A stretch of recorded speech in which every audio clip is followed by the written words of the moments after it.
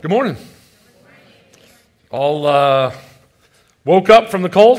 I hope so. It's awesome out there, right? It's awesome. Okay, we're talking about being bold. We've been working our way through this idea of what it means to be bold, and I'd like to take you back to when I was 16 years old. And so try to think of yourself when you were 16 years old, what you were doing, kind of responsibility you had. Maybe someone you know now who's 16 years old. And my dad took me out to the farrowing barn. The farrowing barn is where mama babies have little babies. That's called farrowing. And the barn was probably twice as big as this auditorium, and probably in today's numbers would be worth $70,000 to $100,000. And he said, "Okay, we're gonna wire the barn, and so we want to run 4 different rows of outlets, and this is how you wire an outlet. This is how you run the wire and staple it." And he spent about maybe 45 minutes with me explaining that. And then he said, "Okay, come get me if you have any trouble." And off we go. And I went to work on that project, which in terms of the fact of realizing that the electricity burns down barns quite often and different things that can happen. Like, okay, what was going on there? Well, I think it has something to do with presence. I think it has to do with my dad's presence. And as believers, when I am in the presence of God, I can do what seems impossible, what looks like impossible. Now, don't get me wrong. This is important. This isn't the message of you can do anything. It's actually not true. But there are a lot of things, a lot of bold things that you're called to do that look impossible. They feel impossible. I can be bold while everyone else is running around in fear. They're blaming, they're tripping, they're breaking, they're destroying, they're screaming, or they're hiding in the corner. But I can be bold. God's presence makes my heart so alive. His goodness always wins. The earth, the physical. The physical is just a background to live the spiritual life in. It's a tool in my life. My marriage is a place for me to give, not to get. My job is a place for me to grow and to serve. And my ministry is joy. It's full of joy. My kids are an incredible gift and an amazing responsibility that I do not deserve, but I love giving all I have to build their character, build character in them. God's presence brings incredible boldness. But we have 2 questions we're going to ask today. One is this: who is your God? Who's your God? Who is your source of truth? Remember when we put the tree up there, down at the roots, you had the absolute truth, the things that they are true. It's what you build everything on. Who do you go to for truth? Absolute, like that is true. Who's your God? Who is your source of life? Do you remember being a teenager and remembering that you said, if I could only have this, that's all I want? That's your source. If I could have that, that's my source. If I could start on the varsity team, if I could, that's my source, that's my life. Who's your God? And secondly, who is your high priest? Now, the high priest thing is a little odd for us. We don't really actually tend to think in terms of high priest, although we experience it, or priests we experience all the time. No matter who your God is, you need a priest to be able to go to that God. You experience this on a very practical level in life. Some of you have people that you admire, that you would love to meet one day. So why don't you get in your car and go to their house and knock on the door? Because you need a priest. You need somebody who knows you and knows that person so they can bring you into their presence. In your work, at your job, If you work for a big company, there's a CEO somewhere, you're like, I'm going to go talk to the CEO. Yeah, really? You're going to go knock on the door of the CEO? No, you're not. You need to know somebody who can bring you into the presence of the high priest.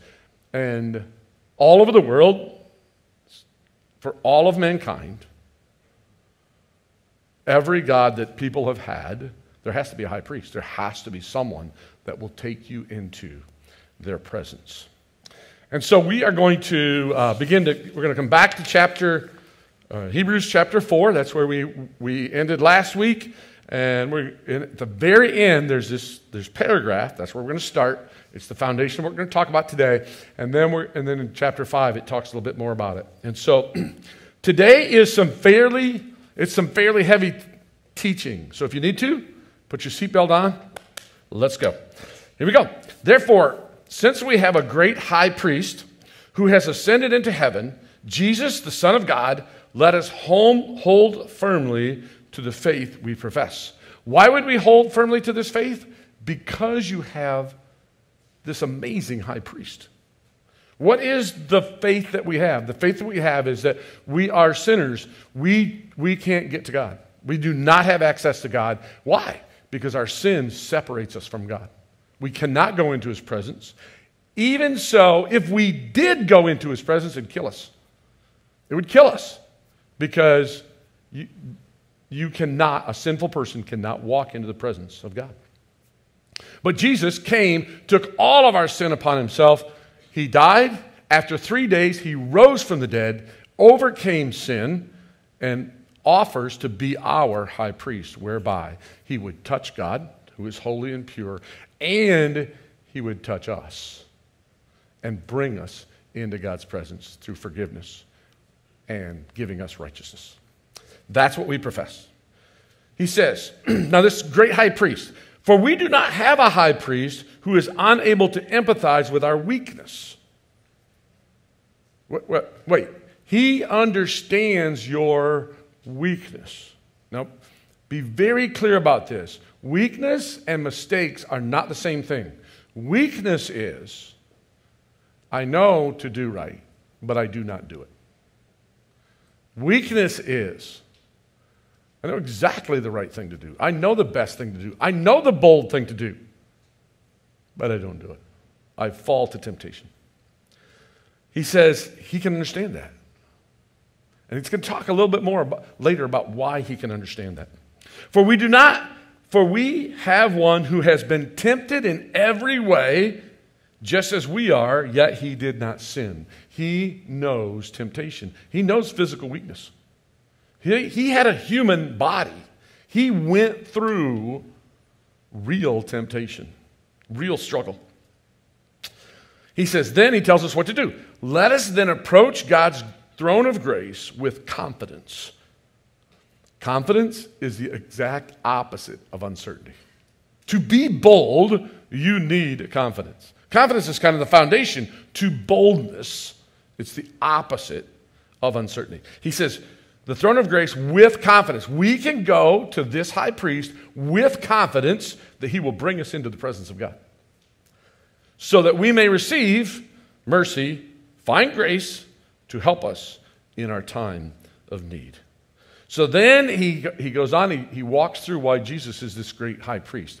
And he teaches us, it's almost in a lawyerly way, he teaches us why Jesus is this amazing high priest, why he can connect us. It says, every high priest is selected from among the people and is appointed to represent the people in matters related to God, to offer gifts and sacrifices for sins. Every high priest, that's your job. Your job is to connect the people with God. So they offer these sins and sacrifices. He says, he is able to deal gently with those who are ignorant and are going astray, since he himself is subject to weakness. In other words, a high priest would not be self-righteous. A high priest would not come and go, I can't believe you've done that. Oh, I would never do something like that. What's the matter with you? No, why not? Because the high priest struggles with weakness too. He sins too. This is why he has to offer sacrifices for his own sins, as well as the sins of the people. Before he offers sacrifices to bring you into God's presence, he has got to do his own sacrifices first because he has his own sin. Now listen, no one takes this honor on himself, but he receives it when called by God, just as Aaron was. This is super important. For some of you, when I say priest, like, that's a bad word. It's a bad word not because of what God has done. It's a bad word because men have taken the honor of being a priest. God did not make them priests. God did not put them in the role of a priest. They said, I want to be a priest. They stepped into that role, and then they became self-righteous. They then said, we are above the people.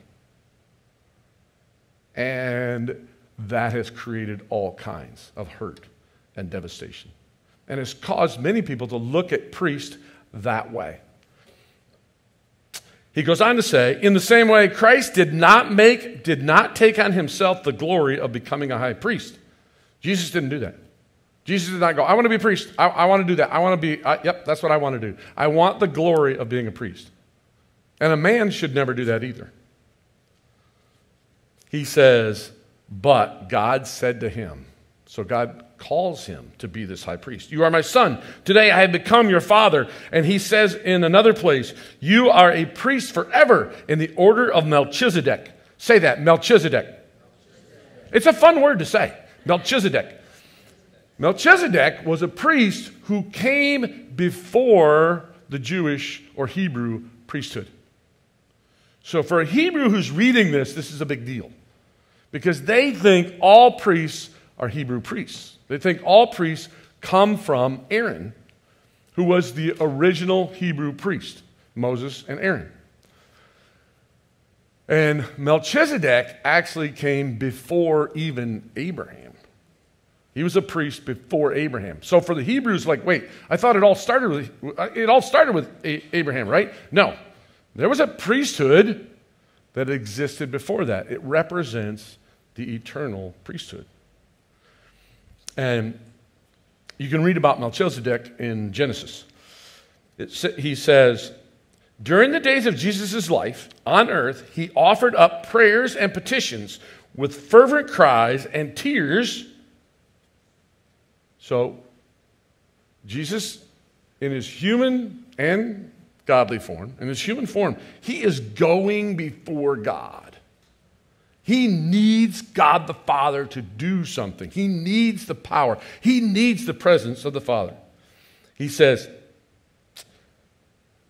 in tears, to the one who could save him from death. You remember, before he died on the cross, he said, God the Father, is there any other way? Actually, he comes back. He does it 3 times. He comes back. Is there any other way? Is there any other way? Because the worst possible human way to die is crucifixion. Is there any other way?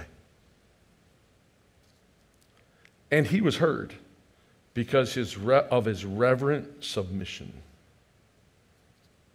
What? He was heard because of his humility. Because his role was to obey the Father. He submitted to the Father.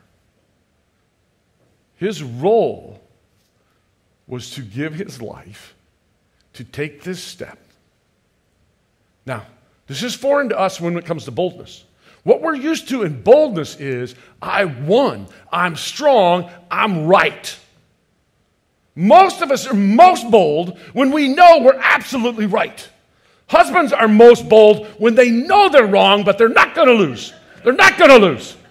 Right? You are most bold because you have superiority, because you have skill, because you are more important, because you're right. Not Jesus. He was submissive. He is reverent submission. He revered God the Father and submitted to him. Now, the next few things, if you grew up in church, the next few things are a little crazy. Like, Look, it's hard to grab a hold of this. Son though he was. Listen to this. He learned obedience. Wait, time out. How does Jesus, who knows everything, learn anything? Wait, I thought he was fully God. God knows everything. He's all powerful. He all knowing. He omniscient. He knows everything. How could he have learned something? He goes even further. He goes, from what he suffered. Wait, the suffering of Christ, he learned something in that suffering.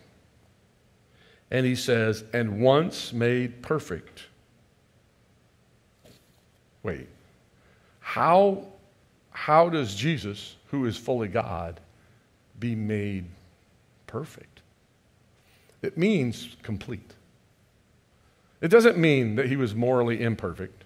It doesn't mean that something needed to be added to him. It means he experienced something. He learned what it was like to be in the flesh, to be tempted, and to submit, to choose to submit to that suffering and that place. The boldest thing that ever happened was Jesus putting himself on the cross and not taking himself off. The most bold thing that's ever happened in the universe was Jesus going to the cross, taking that step of obedience, and once he got there, not stepping back off. He was bold. He became the source of eternal salvation for all who obey him, and was designated by God to be high priest in the order of Melchizedek forever. Now let's review this and see what we learned. Here's 4 things that we learned. You may have learned some more things along the way, but here's 4 things that we learned along the way. Here we go. Only Jesus can bring you into the presence of God. Only Jesus can bring you into the presence of God. Why? Number 1, he was chosen by God, the Father. Therefore, he's legitimate. He is the legitimate high priest. He is offering to be your high priest to bring you into the presence of God. 2, he never sinned. Therefore, he can bring us into God's presence. He never sinned. Therefore, he can touch God the Father. He can be in the presence of God the Father, wholly in the presence of God the Father. He belongs there. Number 3, he has experienced weakness of the flesh. Therefore, he is accessible to us. He can be in the presence of God the Father and touch us. He can touch us and bring us into God's presence. Now, if you're sitting next to somebody you do not know, don't do this, okay? But if you're sitting next to somebody you know, touch them. Just touch them. Touch is amazing. Touch is amazing. Some of you are friends, and that touch meant something. It did. It meant, like when I told you, you're like, that meant something. Something happened. You communicated something. Some of you are married, and some of you are happily married, and that touch meant something. Some of you are not happily married. That touch meant something else. Some of you want to get married. Oh, that touch. That was awesome, right? That was awesome. That's an awesome touch. I like that. Pastor Chris, thank you for letting me touch her in church. That's awesome. It means something, right? It just communicates something. He has experienced the weakness of the flesh. In your weakest moments, this is wild.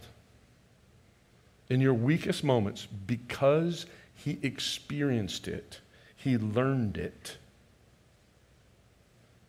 In your weakest moments, he can touch you and bring you where you need, which is the power and the presence of God. Number 4, he operates from humility. Therefore, he is unstoppable. I'll say it again. Most of us believe that where you operate when it comes to boldness is strength. That guy, he's so strong, he's so bold. Not Jesus. See, there's a problem with operating from strength when it comes to boldness. As soon as somebody bigger and stronger comes along, you're going to lose your certainty. As soon as the world starts to shake fast enough and hard enough, as soon as they come with either persecution or pressure or money, if you operate from your strength, you will crumble. You'll fall. But Jesus operates from humility. He operates from this place. I am here to obey the Father and to love you. And it doesn't matter how much money you have. If you lose every penny you have, and you have to go to a soup kitchen to eat, you have to come to my house to eat, you can still obey the Father and love people. For those of you who are married, you have said to yourself 1,000 times, I can't love them because, right, your boldness comes from your own strength. When your boldness comes from humility, it's not about you. This wasn't about Jesus. It can go really bad, and you can still obey the Father and love. He's unstoppable. There are no circumstances that shake, that stop him, because he operates from humility. Here's our big idea for today. Here's our big idea. I am wimpy or harsh when I have to prove myself. Oftentimes we connect boldness with proving yourself.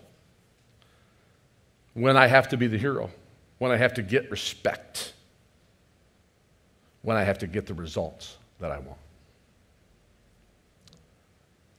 Right now.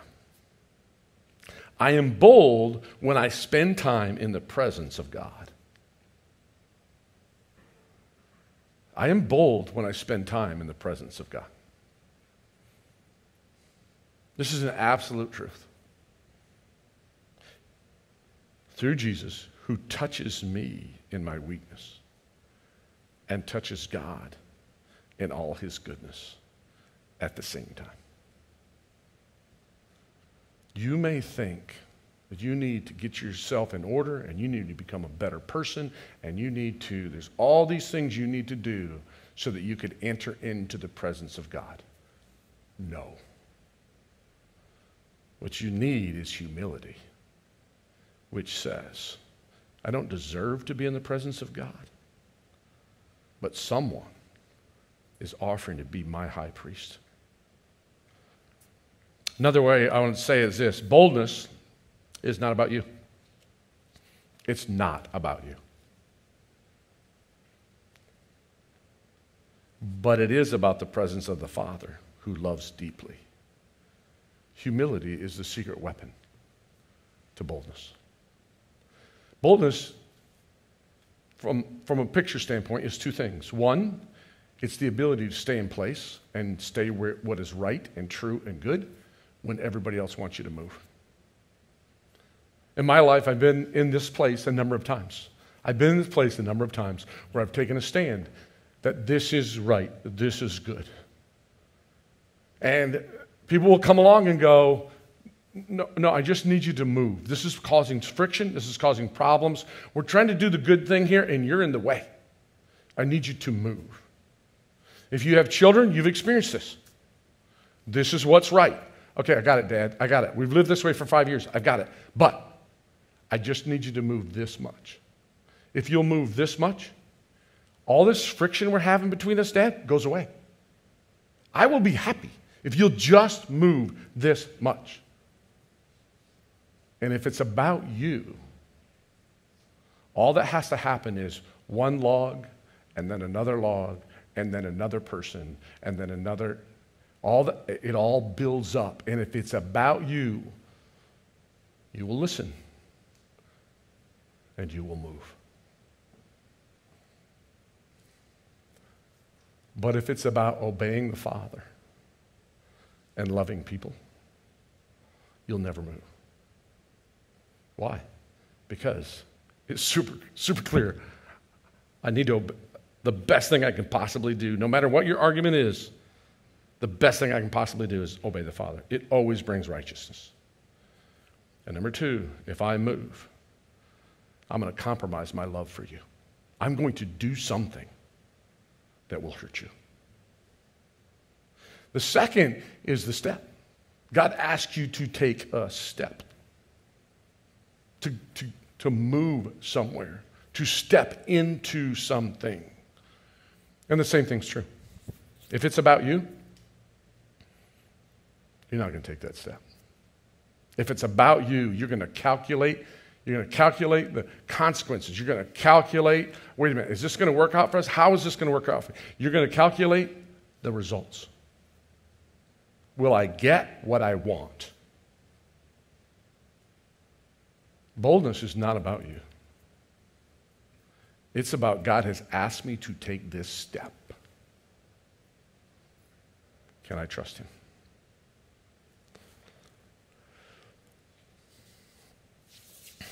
So, he asks us to do what? He says, listen, I want you to come confidently to your high priest, Jesus. I want you to come to Jesus, your high priest. So I want to say again, who's your God? Who's your God?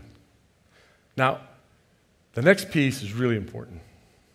You may be under the false idea that God needs you in his presence.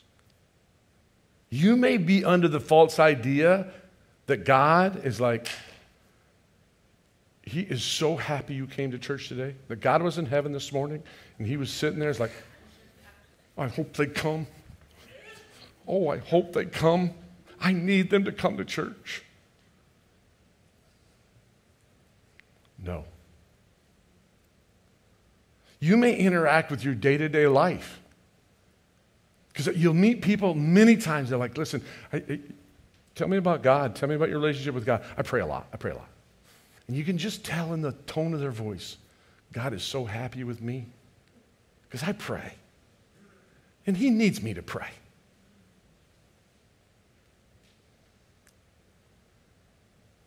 It says, come boldly unto Jesus into his mercy. Mercy is when you do not get what you deserve. You need God. He doesn't need you. Jesus did not come to earth because he needed you. Many times people are like, yeah, Jesus, he died for you because you're so special. You're so amazing. No. No. He came to give you mercy, which is, when I go into God's presence, right, I don't deserve to be there. I don't deserve to be there. What I deserve is punishment. I deserve eternal punishment in hell forever. That's what I've done with my life. That's who I am. And he offers me mercy. So, if you are approaching it that you don't need God, none of this matters. It doesn't matter. It means that you're your God. Or some other thing is your God. Now, emotionally, we always need God, but emotionally, for me, as I was walking through this, I was like, oh, I know exactly when this happened emotionally. It's when we heard that Olivia had a tumor in her brain. At that moment, I was trying to figure out how to get into the presence of God because I needed God to do something. I needed him. I needed him. Now, it is true on a day-to-day basis, I need him. But in that moment, and coming boldly to Christ starts with, I need to be in the presence of God. More than anything else in all of the universe, I need to be in the presence of God. It also means this: I have nothing to prove. Bold people have nothing to prove. It's not about them. I'm not going to stand here because it's about me. Again, parents, if you get ticked off at your kids because they disobey you, you've made it about you. It's not about you. If you're going to stand up and do the right thing, the boldness, I don't have anything to prove. Why? Because Jesus is the one who proves me worthy. The second is grace. What's grace? Grace is when I've been given something I don't deserve. I've been given something I do not deserve. And when Jesus came to the cross and he died for us and he offers me forgiveness, I don't deserve it, but he wants to give it to me. Jesus died on the cross and he took my sin and he says, I want to give you righteousness. I don't deserve it, but he wants to give it to me. So, if you are living your life believing that you are producing these great things, you're doing these good things, and that God is writing all these good things down that you're doing. And then one day you're going to stand before God. Movies kind of show this, right? You're going to stand before God and you can't wait. I mean, you can't wait. Like, man, I remember I gave this money. Oh, remember that time I went to church 52 times in 1 year? He's going to write that out. He's going to write that down. Oh, and the way I love my children. Oh. All the sacrifice I gave for my children. It's going to be awesome. It's going to be incredible. At work, everybody else stole a pencil. Not me. I put my pencil back. It's going to be awesome. That's not what's going to happen at all. And you may have interacted with me like, you know me. You're like, man, Pastor Chris, he's done this and he's done that. That's not what's going to happen. When we stand before God and this happens, we're going to watch. Wait, Jesus gave me that by grace? He did that in my life by grace? He used me by grace to touch that person's life? He did that in my... Wait, it's all a gift? Everything good in my life, everything good in my life that's going to last for eternity was a gift that he gave to me? It wasn't something that I proved. It wasn't something that I earned. It wasn't something... My results? Yeah.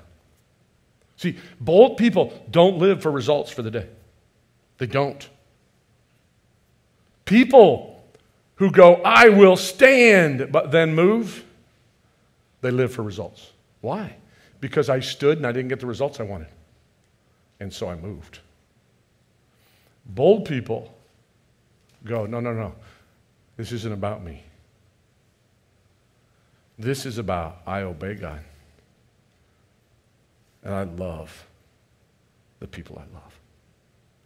Jesus is my proof. Jesus is my results. The last thing he says is for help. He says, let us then approach God's grace, throne of grace, with confidence so that we may receive mercy, find grace, and help us in our time of need. Help us in our time of need. Now, if you don't need help, this doesn't make any sense. If you're tooling through life and you got another God and you got another high priest. There's a number of people that you have high priests. Like in our culture, there's high priests all over the place. People on the news, they think they're high priests. And maybe you treat them that way. The experts, they're going to tell you how to live, right? And you're going to go, okay, I'm going to find life by following what they do. That's what I'm going to do. So if everything's hunky-dory, you don't really need a high priest. You don't need Jesus. But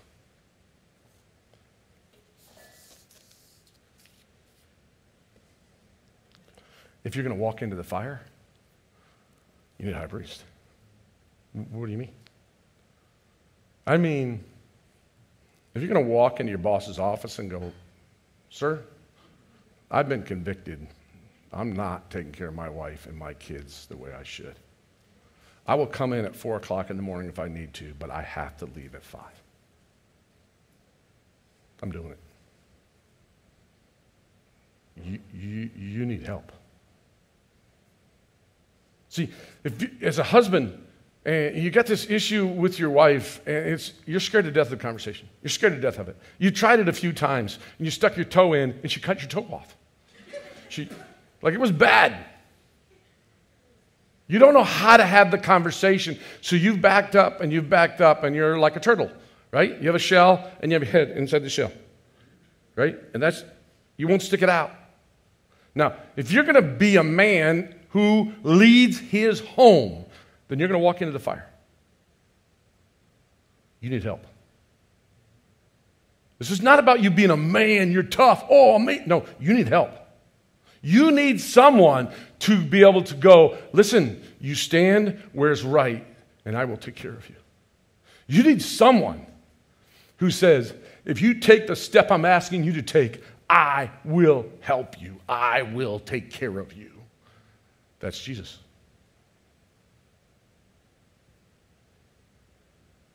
If you're going to raise your children not to be afraid, which means you will stand against almost every expert out there. If you're going to raise your children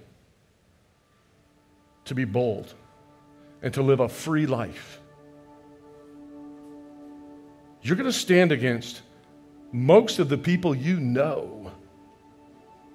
Because it's become very, very, very common that the most important thing you do in a child's life is you make sure they never get hurt.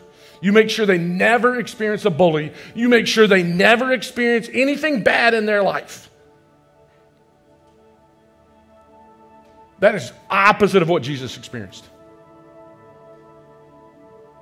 God led him into suffering, and he grew, and he suffered, and now you get to go to heaven, and I get to go to heaven. Sometimes the step, the boldness is tiny. It's tiny. Like anybody else would watch it, you don't even want to tell the story. You don't want to tell the story because it's like you're making a big deal out of nothing. Those are really important times where it wasn't about you. I didn't do it to prove something. I didn't prove it. I didn't do it to get results.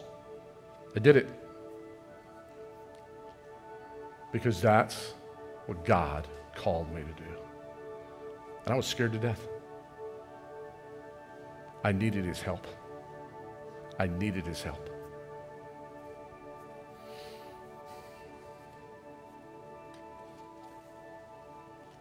Jesus offers to be your high priest.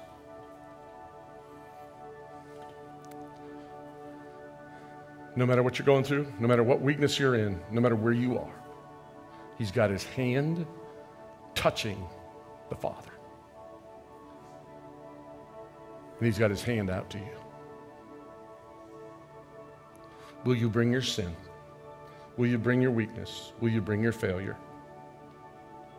Will you humble yourself? You don't need to be strong. You don't need to be powerful. And you don't need to be right. you need to be humble and say, Jesus, I will reverently submit to you. And he wants to touch you, and he wants to bring you into God's presence. Let's pray. Lord Jesus, I'm going to pray for every man who is married, has the potential to get married. Even those who say, I will never get married. Well, that's not your plan for them. I want to pray for every woman, same situation. That they would wrestle with who their God is. They would be honest with themselves, Lord. Help them to be honest with themselves. That there is only one God. It is the God of creation. It is the God of the Bible. And then, Lord, make it crystal clear. We need you. We need your presence.